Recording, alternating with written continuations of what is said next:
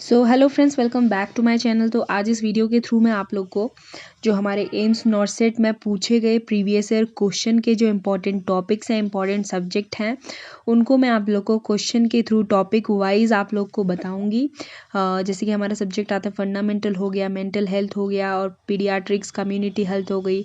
तो इन टॉपिक्स जो इन सब्जेक्ट से बहुत ज़्यादा पूछा जाता है, बार बार क्वेश्चन इसमें से आते हैं।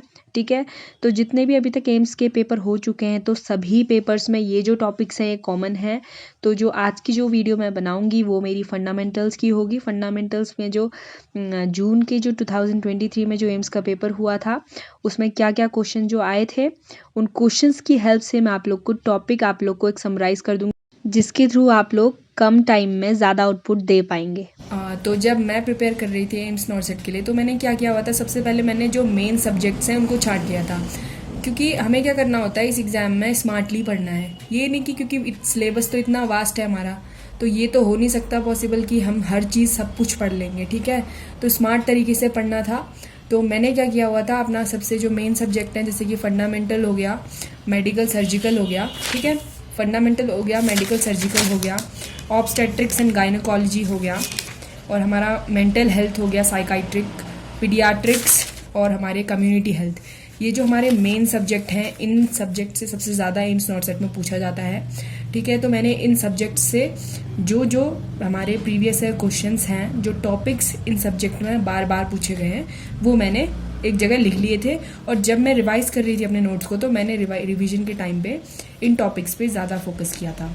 ठीक है, क्योंकि ये जितने भी मैंने टॉपिक्स लिखे हुए हैं ये 6-7 बार इतने ज़्यादा रिपीट हो चुके हैं ये टॉपिक्स कि मतलब हम कह नहीं सकते। ठीक है, तो इन टॉपिक्स को तो बिल्कुल, ये तो मस्ट रीड टॉपिक्स हैं। ठीक है, मस्ट से रीड्स मतलब पढ़ना ही पढ़ना है और बार बार पढ़ना है। ठीक है, इन टॉपिक्स को।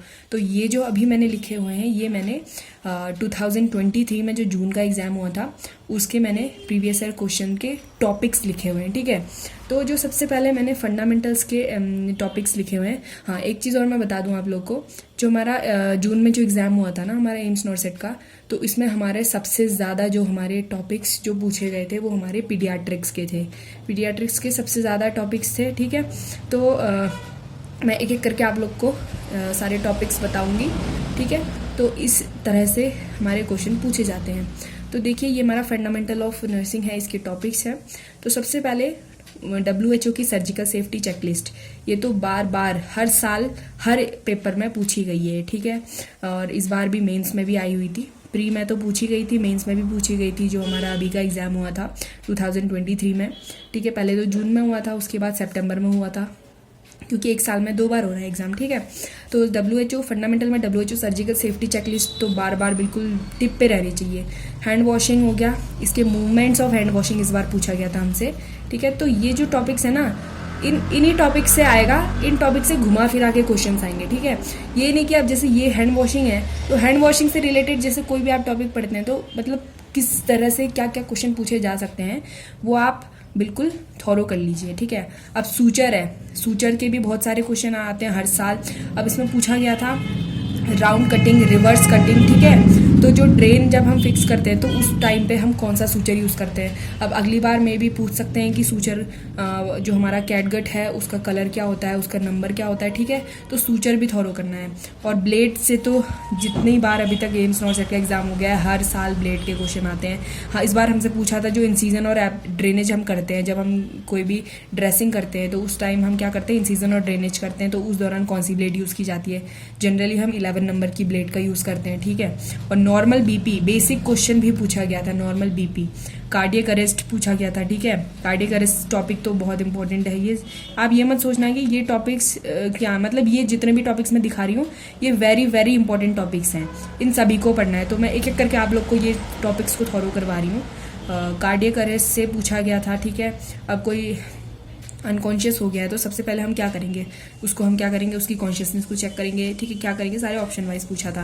और हमसे पूछा गया था micro drip set, macro drip set, burette set. जो ब्यूरेट सेट होता है उसका जो ड्रॉप का रेट होता है वो कितना होता है। ठीक है, उसके बाद पूछा था स्पिल मैनेजमेंट में भी हर साल क्वेश्चन पूछा जाता है।